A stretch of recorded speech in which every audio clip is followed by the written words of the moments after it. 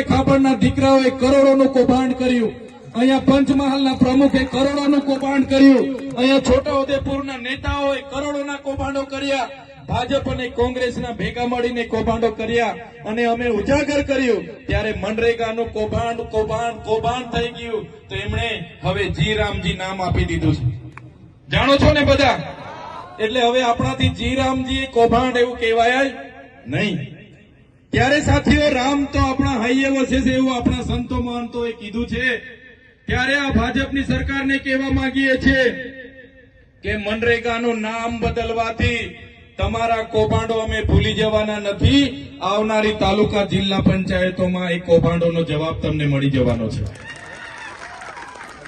આ ભાજપના લોકોનો બસ ચાલે તો મહાત્મા ગાંધીના, સરદાર પટેલના, જવાહરલાલ નહેરુના જેટલા પણ ક્રાંતિકારીઓના નામે જેટલી પણ યોજનાઓ છે બધી બંધ કરવા લાગ્યા છે।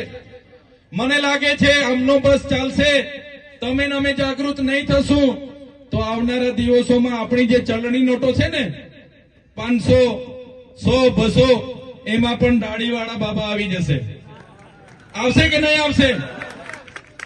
મહાત્મા ગાંધીજીને હટાવીને એમાં પણ સફેદ દાઢીવાળા બાબાને લાવવાનું કાવતરું આ લોકો કરશે। એટલે તમને કહેવા માંગીએ છીએ આવનારા દિવસોમાં તાલુકા જિલ્લા પંચાયતો આવવાની છે, એમાં બધા તૈયાર થઈ જાઓ અને ભાજપ અને કોંગ્રેસના સંબંધ અને શરમ ભૂલીને તમારામાંથી ઉમેદવારી કરો અને આપણા લોકોનું કામ કરે, રાતે ઉજાલે આવીને ઉભો રહે એવા લોકોને ચૂંટીને લાવો અને પરિવર્તન લાવો, એ વાત કરવા માટે અમે તમારી વચ્ચે આજે આવીને ઉભા છે।